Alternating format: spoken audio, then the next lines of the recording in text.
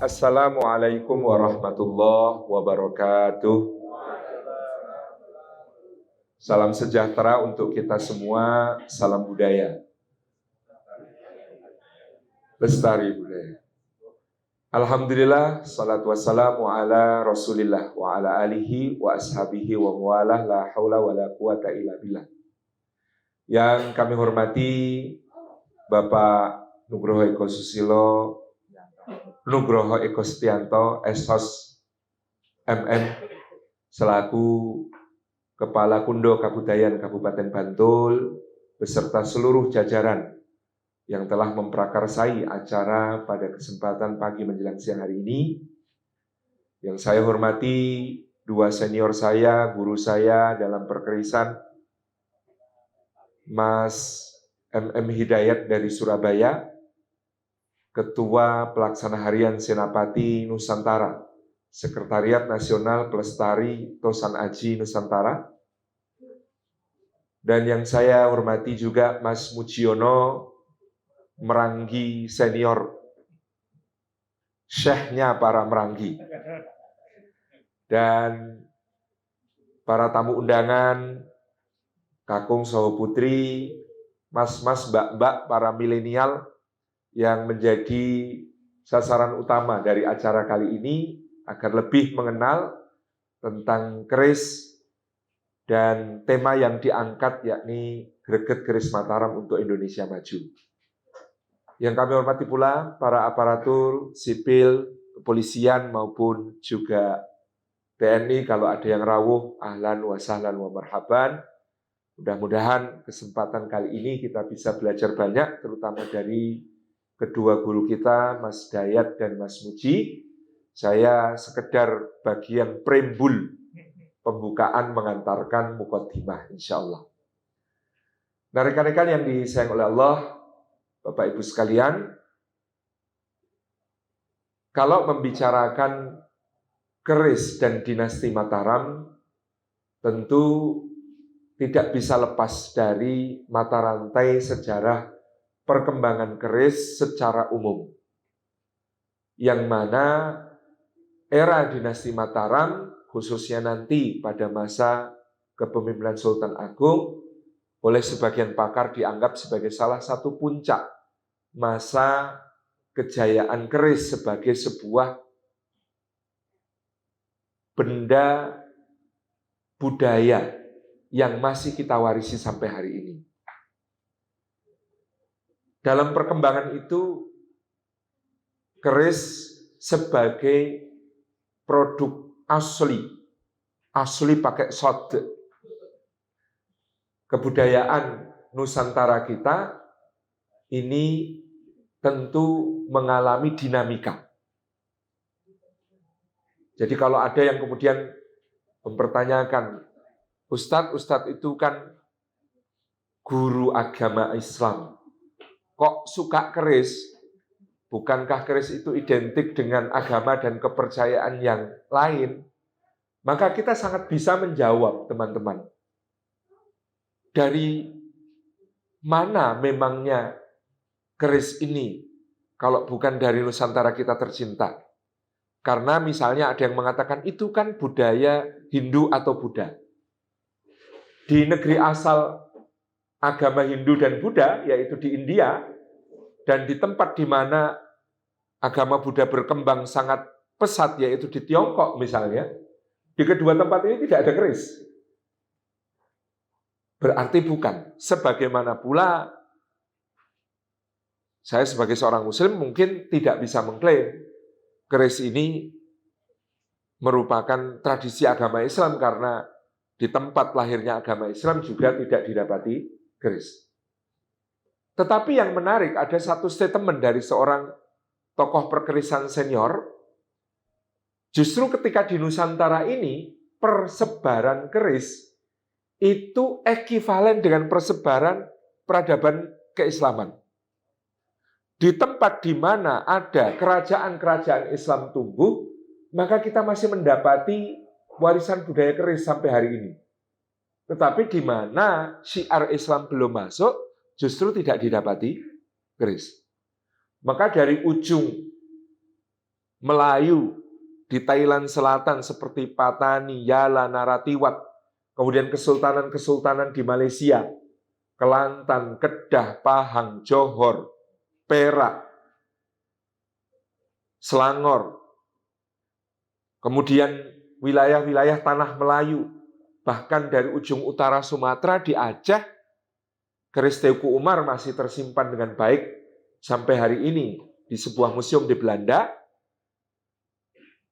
Jambi, Riau, Kepulauan Riau, Minangkabau, bahkan si gajah dompak yang menjadi senjata Sisingamangaraja juga berbentuk seperti keris panjang, sampai kemudian ke Palembang lebih-lebih, Lampung, di Jawa, di Madura, di Banjar, di Lombok,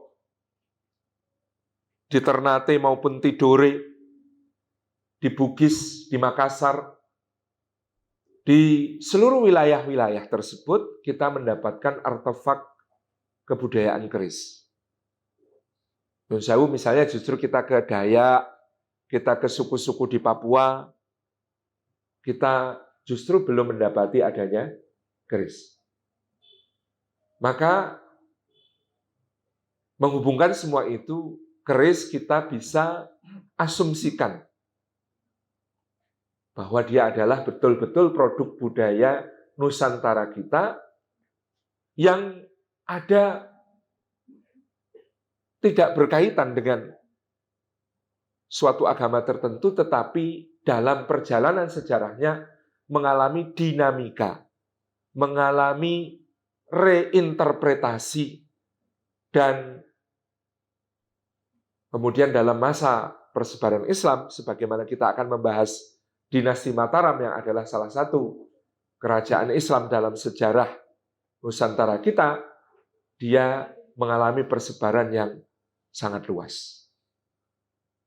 Nah, karena waktu saya terbatas, saya langsung melompat bahwa kerajaan Mataram yang dirintis oleh Ki Ageng Pemanahan, kemudian secara resmi berdiri di bawah kepemimpinan Panembahan Senopati yang bernama muda Danang Sutawijoyo. Ini justru bagian awal sejarahnya mencatat fungsi keris yang masih merupakan suatu senjata yang fungsional. Seperti termaktub dalam Babad Tanah Jawi, di mana kemudian dalam masa Kesultanan Pajang, kerajaan yang mendahului Mataram dan menjadi antara Demak dengan Mataram, yang dipimpin oleh Sultan Hadiwijoyo, ketika itu Ki Penjawi dan Ki Pemanahan didampingi oleh Ki Jurumartani mendapatkan tugas untuk menaklukkan keramannya seorang darah biru Pajang, darah biru Demak, yang bernama Haryo Penangsang Adipati Jipang, putra Pangeran Sekar Sedoylepen, cucu Raden Patah. Dalam kisah pertarungan yang kemudian terjadi antara Aryo Penangsang melawan Panembahan Senopati, disebutkan bagaimana setelah pertarungan dengan senjata tombak dan senjata-senjata lain di atas kuda, maka pada satu kesempatan Panembahan Senopati berhasil melukai perut dari Haryo Penangsang dengan tombaknya, Kanjeng Kyai Ageng Pleret. Sehingga dikatakan dalam pertempuran itu Haryo Penangsang terburai ususnya. Usus yang terburai itu oleh Haryo Penangsang kemudian dililitkan kepada keris yang disandangnya di pinggangnya. Dan kemudian Panembahan Senopati melihat betapa perwira, betapa gagah, betapa dahsyatnya seorang Haryo Penangsang di tengah pertempuran itu. Keluar aura kegagahan dan keperwiraan yang dahsyat. Sehingga nantinya Panembahan Senopati akan mewasiatkan keturunannya ketika dalam acara-acara besar, termasuk pernikahan, melilitkan untaian bunga melati atau melati rinonce sebagai hiasan di keris dalam rangka menghormati musuhnya, dalam rangka menghargai orang yang begitu perwira dan gagah, kesatria hebat dari Jipang, Adipati Haryo Penangsang tersebut. Kelanjutan cerita ini kita ketahui, lalu mereka bertarung dengan turun dari kudanya. Dan dalam satu kesempatan, sepaan kaki Haryo Penangsang mengenai dada Panembahan Senopati dan Senopati muda ini pun tersungkur jatuh. Lalu Haryo Penangsang menginjak dadanya dan hendak mengakhiri hidup Panembahan Senopati. Nah, di sini kita masih mencatat, Babat merekam bagaimana keris dipergunakan untuk suatu senjata ultimate weapon. Senjata terakhir, paripurna, sesudah pedang, sesudah tombak, sesudah segala senjata yang lain selesai digunakan, maka untuk mengeksekusi seorang musuh yang dihormati, yang memiliki kedudukan tinggi, dipergunakan keris. Sehingga dalam cerita Babat disebutkan, Haryo Penangsang mencabut, menghunus keris pusakanya dari Warangka, dan tanpa sengaja keris pusaka yang dihunus dari Warangka itu mengenai usus yang dililitkan, dan justru itu yang menjadi akhir hidup Haryo Penangsang. Jadi dalam bagian awal dari nantinya cikal bakal berdirinya Kesultanan Mataram ini, kita masih mencatat fungsi keris sebagai satu senjata paripurna, senjata terakhir yang dipergunakan oleh seorang kesatria Jawa, dalam hal ini Haryo Penangsang, untuk mengakhiri hidup musuhnya. Rencananya demikian, meskipun justru ternyata diri beliau yang terkena keris tersebut dan menemui ajalnya. Nah, hadirin yang dimuliakan oleh Gusti Allah, ini menjadi satu catatan tentang perkembangan keris yang dalam beberapa muhibah, memang misalnya Tome Perez dan beberapa muhibah Italia lainnya mencatat di masa Majapahit, hampir semua orang itu menyandang senjata. Meskipun banyak yang kemudian masih mempertanyakan yang dimaksud disandang sehari-hari ini keris ataukah beladau. Tetapi jelas pada masa sebelumnya pun keris menempati kedudukan yang sangat istimewa, menjadi ageman dan pusaka.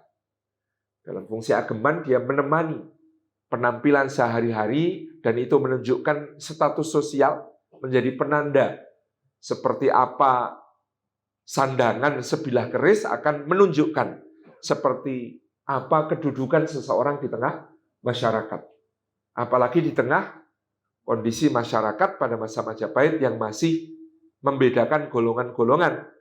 Siapa Brahmana, siapa Kesatria, siapa kaum Waisya, dan siapa kaum Sudra.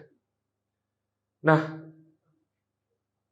di dalam Babat kemudian justru keris ditulis sebagai satu metafor untuk menggambarkan situasi-situasi tertentu yang rumit, pelik, dan berisiko disalahpahami ketika diceritakan secara harfiah.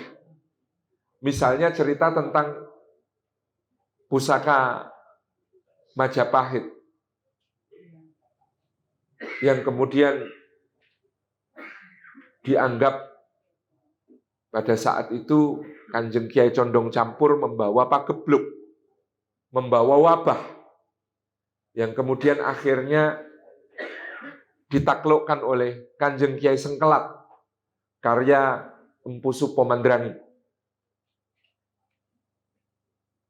Para interpretator sejarah menyatakan bahwa condong campur adalah gambaran tentang kebijakan di masa Majapahit akhir, di mana sang raja Girindrawardhana Dyah Ranawijaya dari Keling yang kemudian melakukan kudeta terhadap Dyah Suraprabawa di tahun 1478 mengambil kebijakan untuk mensinkretiskan kekuatan pesisir-pesisir yang sudah menganut agama Islam, Demak, Tuban, Gresik, dan lain sebagainya, dengan kekuatan pedalaman yang waktu itu juga sudah mengalami sinkretis agama yang disebut Siwa Buddha.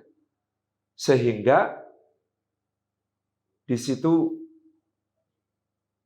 dia disebut memiliki politik condong, condong itu cenderung, campur itu memadukan. Masih merangkul, masih mengajak bersama, dan yang diajak bersama ini kemudian dilambangkan oleh keris pusaka yang disebut sebagai sabuk inten. Kalau sabuknya saja inten berarti mereka pihak yang kaya raya, yakni para adipati pesisir beragama Islam yang mendapatkan keuntungan besar dari perdagangan di pelabuhan-pelabuhan mereka. Tapi justru politik ini menjadikan api dalam sekam. Kondisi ada saling tidak terima antara bangsawan-bangsawan lama yang ingin mempertahankan negara Majapahit sebagai sebuah negeri Hindu-Buddha yang besar dengan kekuatan pesisir yang tidak bisa lagi ditampik keberadaannya, tidak bisa lagi diabaikan. Mereka merupakan kekuatan yang dahsyat. Maka Majapahit justru berakhir karena sengkelat yang dijarwodosoi oleh beberapa budayawan sebagai sengkeling ati atau rakyat yang sudah muak terhadap kondisi para bangsawan yang tidak memikirkan mereka, sibuk berfoya-foya, sibuk berpolitik, dan lupa pada tugasnya untuk mensejahterakan masyarakat. Sehingga dengan demikian, Demak masuk itu jauh setelah terjadinya huru-hara di Majapahit antar Wangsa Majapahit sendiri seperti digambarkan dalam Sengkalan Sirno Ilang Kertaning Bumi tahun 1400 Saka atau 1478 Masehi. Demikian pula pusaka Sunan Giri ketika akhirnya terjadi clash antara Majapahit dengan kekuatan Islam pada saat itu, Majapahit yang sudah 2 kali mengalami kudeta.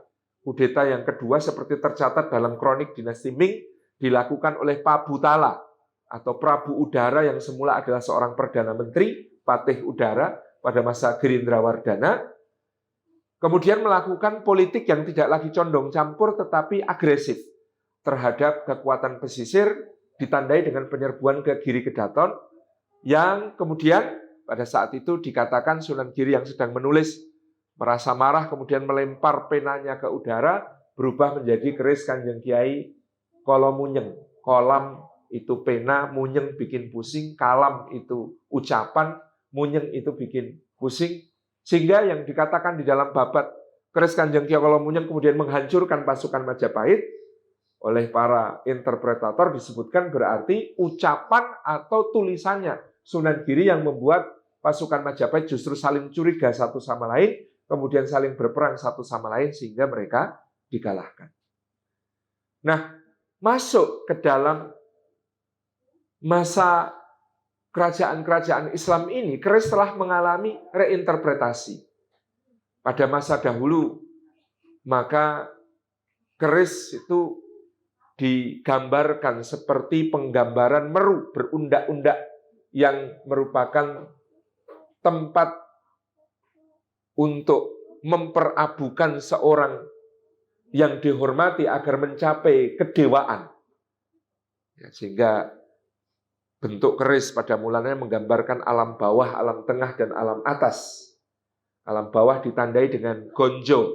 Yang gonjo itu ya dibentuk, apalagi yang berbentuk kelap lintah atau berbentuk yang lebih sederhana dari kelap lintah, gonjo wilut, itu gambaran dari Samudra Mantana ketika naga Basuki digunakan untuk mengaduk Samudra Suci untuk mendapatkan Tirta Amerta. Kemudian bagian bilahnya ke atas itu menunjukkan terus naik ke atas menuju ke alam kedewaan. Itu di masa ketika kerajaan masih adalah berdasar agama Hindu-Buddha. Lalu di masa Islam, interpretasinya adalah pusaka-pusaka ini sebagai perlambang wahyu. Wahyu kekuasaan yang menjadi legitimasi berkuasanya raja-raja. Sehingga ketika misalnya setelah membantu Pangeran Benowo untuk menyingkirkan Arya Pangiri, menantu Sultan Hadiwijaya yang adalah Pangeran Demak. Arya Pangiri, putra dari Sunan Prawoto, berarti cucu dari Sultan Trenggono yang setelah wafatnya Sultan Hadiwijaya sempat bertahta di Demak, meskipun kedudukannya menantu karena mendapatkan dukungan politik dari pesisir. Ternyata Arya Pangiri dianggap tidak adil dalam bertahta, dalam memerintah, dan menyingkirkan bahkan keluarga inti Sultan Hadiwijaya, yaitu Pangeran Benowo yang kemudian dijadikan sebagai Adipati Jipang.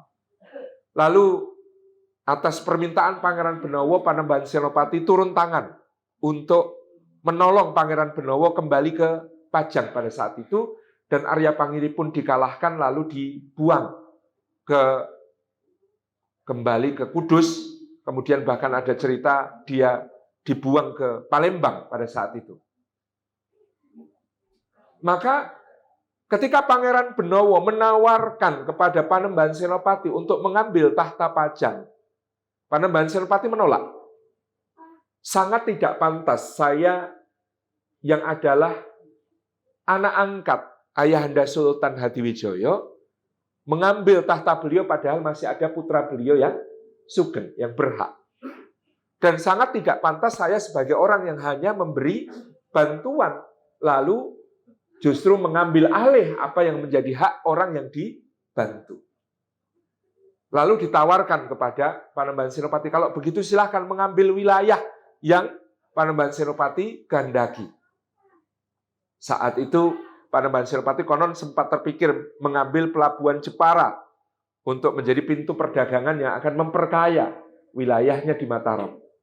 Tetapi atas nasihat dari Ki Juru Martani, Panembahan Senopati kemudian tidak meminta wilayah, tetapi meminta pusaka. Pusaka-pusaka Pajang lalu kemudian dikirap dari Pajang menuju ke Mataram. Yang itu, inilah siasat ya dari Ki Juru Martani, seorang ahli strategi yang sangat luar biasa, jugeliangnya Jawa ya kan, kata anak-anak muda sekarang itu, ini jugeliangnya Jawa, pengatur strategi yang luar biasa. Dengan dikirapnya pusaka Pajang yang merupakan warisan dari Demak, dan Demak pun adalah warisan dari Majapahit, dikirap dari Pajang menuju Mataram, maka rakyat sudah langsung mengerti bahwa wahyu kedaton, wahyu keraton sudah pindah dari Pajang ke Mataram. Jadi di sini kita kemudian memahami fungsi keris di era itu sebagai simbol wahyu dan legitimasi kekuasaan. Pusaka-pusaka itu pindah dari Pajang ke Mataram, berarti legitimasi kekuasaan juga sudah berpindah dari Pajang ke Mataram. Sehingga umur kerajaannya Pangeran Benowo di Pajang tidak panjang. Setelah itu dia justru akan menyerahkannya kepada adik Panembahan Senopati yang bernama Pangeran Gagak Baning, yang kemudian menggabungkan kekuasaan Pajang ke dalam Mataram. Ini satu strategi yang sudah diatur oleh Ki Juru Martani, ya, satu pengambil alihan kekuasaan dengan cara yang sangat halus, yang sangat lembut, melalui simbol pusaka-pusaka yang pindah tadi. Nah, era Mataram kemudian terus melanjutkan tradisi membuat pusaka, di mana memelihara seorang empu merupakan satu kebanggaan dan juga satu posisi yang harus dimiliki sebuah kerajaan. Kalau kita memahami posisi empu pada masa itu kan dia seorang ahli mengolah besi, berarti pakar logam, pakar metalurgi. Dia juga seorang pakar susastra. Dia juga seorang yang sangat mumpuni dalam hal religiusitas. Dia seorang yang juga sangat mengerti tentang berbagai ya obah osiing jagat gitu ya. Dalam sosial politik dan lain sebagainya. Sehingga kalau kita melakukan analogi di masa sekarang, empu pada masa itu, tentu dalam konteks yang agak berbeda, itu mungkin setara dengan ahli nuklir. Yang kalau sekarang dia tidak bisa bekerja kepada kita, jangan sampai dia bekerja kepada negara lain. Karena berbahaya gitu. Jadi kalau dia tidak mau bekerja kepada kita, dia tidak boleh bekerja untuk negara lain. Sehingga dulu empu itu kalau nggak mau mengabdi kepada seorang raja mungkin bisa ditigas janggani, dibunuh. Karena daripada dia bekerja untuk negara lain. Karena dia menguasai teknologi logam yang sangat penting, sekaligus lambang spiritual yang melahirkan pusaka yang akan menjadi legitimasi kekuasaan. Ini kedudukan yang ngeri. Maka ya kita tahu zaman dulu yang namanya empu itu insan istimewa. Bahkan ada yang diberi kedudukan sampai level pangeran, diberi tanah lungguh. Sampai misalnya Pangeran Sidayu itu konon tanah lungguhnya 500 cacah. 500 cacah itu artinya kalau dia mau menggerakkan pasukan, dia bisa mengerahkan 500 orang. Ya berarti di bawah dia itu ada sekitar 500 keluarga. Mungkin ada yang bertanya, kenapa dulu tanah lungguh itu tidak diberikan dalam satuan hektar atau meter persegi? Dulu orang lebih berharga daripada tanah. Punya tanah seluas apapun kalau nggak ada yang garap buat apa gitu. Oh saya punya kekuasaan 500 hektar, ini ngerawno penduduknya. Buat apa gitu ya. Jadi dulu justru satuannya itu cacah, satuannya jiwa. Kalau dia punya 500 cacah berarti ada 500 keluarga berhimpun di sekitar dia yang setia kepada dia. Gitu. Itu lah, luas tanahnya berapa? Ya luas tanah yang bisa digarap oleh 500 keluarga. Itu biasanya hitungannya begitu. Maka dulu kita memahami perjanjian Giyanti ketika membelah Mataram menjadi dua, Yogyakarta dan Surakarta, itu yang dibagi penduduk, bukan tanah. Jadi sekarang kita sejarah mempelajari dengan oh ini wilayah ini menjadi miliknya ini wilayah itu, jadi tidak terlalu nyambung karena dulu yang dibagi itu penduduk bukan luas tanah. Karena penduduk lebih penting daripada tanah. Punya tanah kalau nggak ada yang ngolah tidak ada gunanya. Nah, diberi kedudukan, diberi putri Triman, ya, dinikahkan dengan putri raja dan sebagainya. Itu kedudukan seorang empu. Nah, pada masa Panembahan Senopati kita kemudian mengetahui ya dari sisi kualitas bahan logam yang dipergunakan, kemudian berbagai ciri dari garapnya itu tentu masih melanjutkan apa-apa yang ada sebelumnya yang bertransformasi dari kiblatnya Mataram, yaitu membawa kembali kejayaan Majapahit. Jadi khas, kemudian nanti ada tangguh Mataram Senopaten atau keris-keris yang diperkirakan dibuat pada era dan dengan gaya di masa di Panembahan Senopati. Ini tangguh Senopaten yang secara material ya masih mirip-mirip dengan era-era sebelumnya, kemudian punya garap yang juga semakin detail, ngeremit gitu ya. Ukuran mungkin tidak terlalu besar, tidak seperti konon Pajang yang berorientasi kepada Singosari yang besar itu ya, yang nanti akan dilanjutkan oleh Surakarta. Ya, era Panembahan Senopati ramping, trengginas gitu ya, kerisnya menggambarkan profil rajanya yang juga seperti keris tersebut. Kemudian ada yang khas ya, interpretasi terhadap berbagai rincian itu mulai semakin detail. Ya, seperti apa makna sogoan, seperti apa makna dari pejetan, seperti apa makna dari greneng, seperti apa makna sekar kacang, seperti apa makna jalen, lambe gajah, dan lain sebagainya, yang menjadi filosofi yang semakin detail tentang sangkan paraning dumadi, atau asal dari mana kita berdatang dan menuju kemana kita setelah kematian.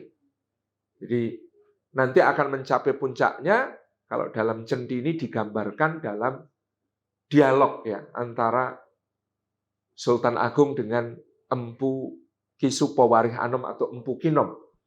Apa makna dari setiap rincian itu?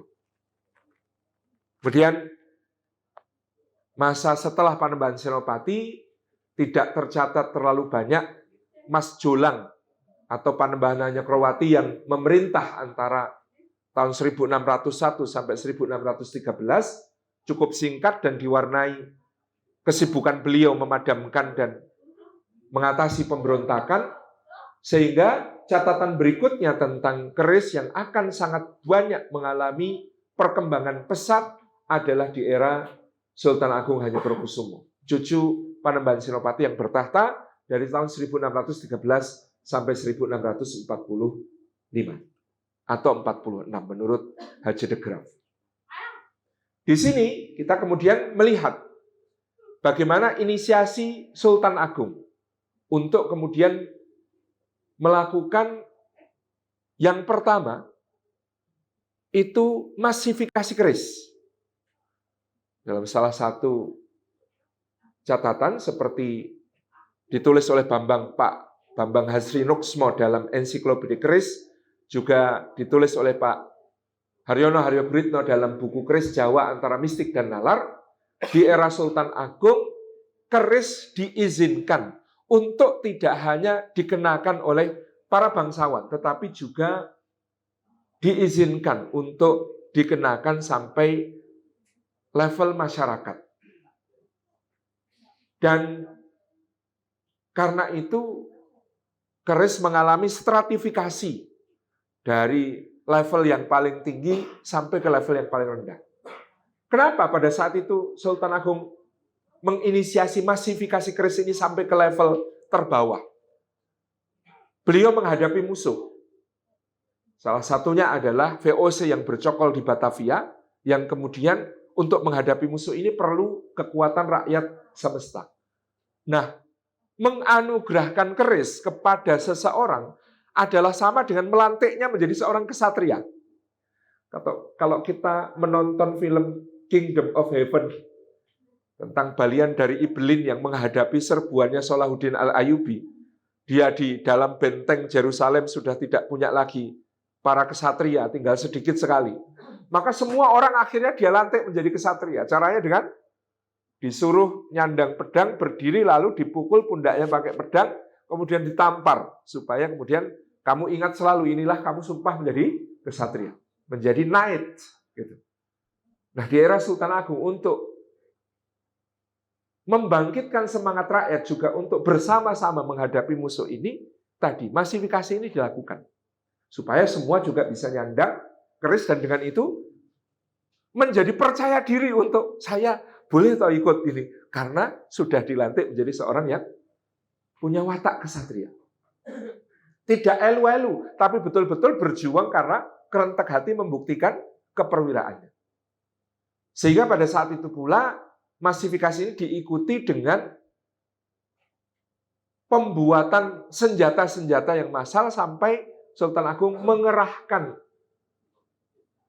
ratusan empu, konon 800 ya, sak domas, yang dikepalai oleh 8 empu pakelun.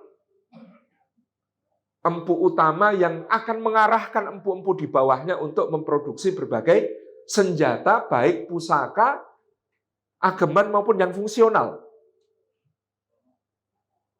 Di antara empu-empu yang terlibat dalam empu pakelun itu ada empu umayi, empu legi, empu kalianjir, empu guling, ya, dan lain sebagainya yang kemudian mereka menjadi kepala para empu, mengepalai ratusan empu, melakukan produksi tadi.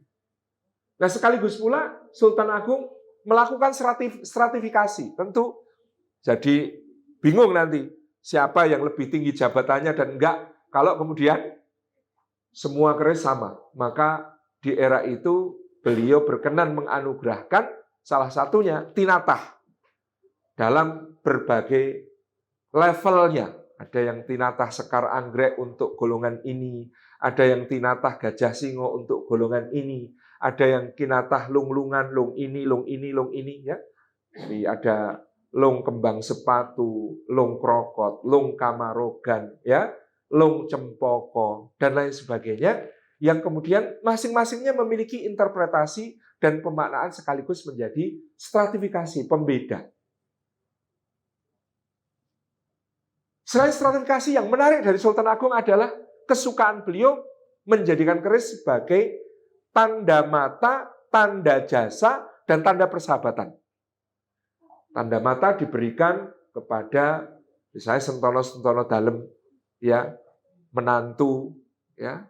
Jadi kalau dari Surabaya ada namanya Pangeran Pekik yang dijadikan adik ipar, itu juga diparingi pusaka, tanda cinta. Ada yang menjadi tanda jasa. Meskipun masih dispute ya, antara benar tidak sih Kinata Gajah Singo itu diberikan untuk para panglima yang berjasa dalam penaklukan pemberontakan Adipati Pragola II dari Pati. Tapi jelas, ya, tanda jasa pada waktu diberikan dalam bentuk tinatah. Kemudian ada tanda persahabatan, seperti dikirimkannya keris dari era Sultan Agung ini kepada para raja negara sahabat maupun raja bawahan. Maka keberadaan si Ginje, keris pusaka Jambi misalnya, meskipun ada yang menangguh Majapahit, tetapi terlalu sophisticated kalau menurut para pakar yang lebih kini, yang lebih mutakhir, jelas keris itu adalah hadiah era Sultan Agung. Seperti ditulis majalah keris dalam beberapa edisinya, dianalisis mana penangguhan yang lebih tepat. Kemudian ada Ki Singo Merjoyo, ada pusaka-pusaka dari beberapa kesultanan yang tercatat masih hadiah dari Mataram. Bahkan Portugis mencatat, ya, Sultan Agung itu mengirim keris untuk Gubernur Jenderal Portugis di Goa di India. Jadi keris dari zaman Mataram sudah sampai ke Goa India, dihadiahkan untuk penguasa Portugis di Goa. Kemudian juga diberikan kepada Sultan Alauddin dari Makassar, ayahanda Sultan Hasanuddin. Itu adalah sahabat dari Sultan Agung. Bahkan bukan itu, ke Palembang dan Makassar yang tercatat, Sultan Agung itu mengutus ahli tatah emas untuk kemudian mengajarkan ilmu seni tatah emas dari Jawa kepada kedua kerajaan tersebut. Sehingga nanti dikatakan era Palembang dan Makassar juga nanti akan ada kinatah yang bagus di kerajaan-kerajaan tersebut.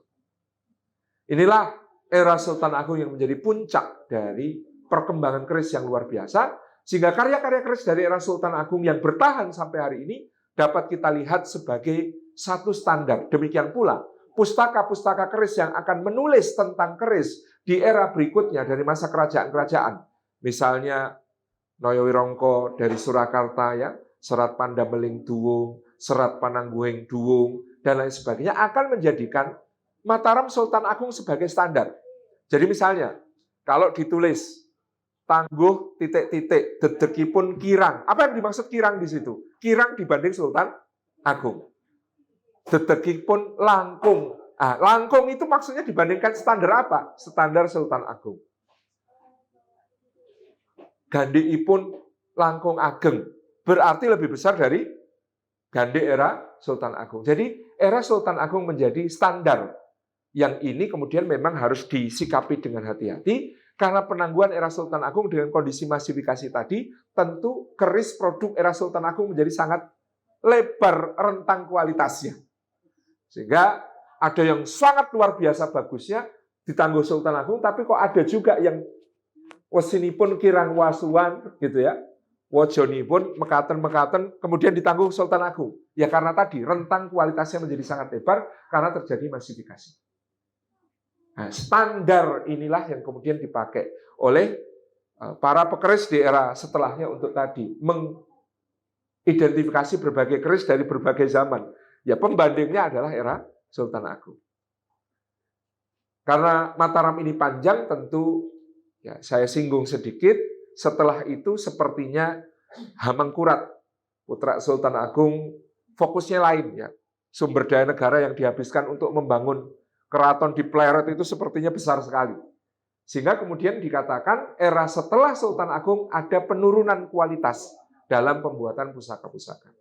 Dan kalau sekarang pekeris atau ngambil tangguh kok punya keris tangguh Amangkurat agak takut-takut karena riwayat yang kemudian menyatakan posisi beliau sebagai seorang raja yang kurang baik dibandingkan ayahnya. Apalagi dengan adanya konon Kanjeng Kiai Margopati yang dibikin lalu kemudian digunakan untuk mengeksekusi ya para kelaman dan bahkan para ulama yang terlibat dalam pemberontakan adiknya yang disebut Pangeran Alit. Nah, ini di era berikutnya dan berikutnya tentu lebih detail lagi sudah banyak dibahas karena nanti akan melebatkan persaingan dua kerajaan sebagai sama-sama dinasti Mataram, yaitu dinasti Pakubuwono dan dinasti Hamengkubuwono yang kemudian membangun sendiri ciri-ciri khasnya meskipun masih menisbatkan diri sebagai Trah Mataram. Yogyakarta yang melanjutkan Mataram ya, mengambil referensi Tuban, Majapahit gitu ya. Kemudian Surakarta yang juga melanjutkan Mataram, tapi Yoso Enggal kemudian konon mengambil referensi yang lebih birowo, lebih gagah dari Singosari. Di antara itu ada masa ketika Pakubuwono bertahta, Pakubuwono I, masih belum terpecah Mataramnya. Misalnya munculnya empu-empu yang khas ya, seperti Brojoguno, dengan karya-karyanya yang padat baja, yang lebih fungsional kembali. Dan lain sebagainya.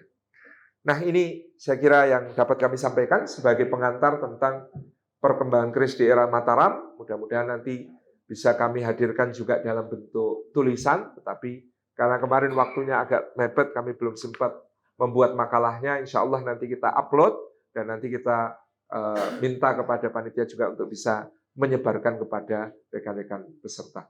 Mudah-mudahan demikian. Matur nuwun sangat, mohon maaf atas segala yang kurang berkenan. Wassalamualaikum warahmatullahi wabarakatuh.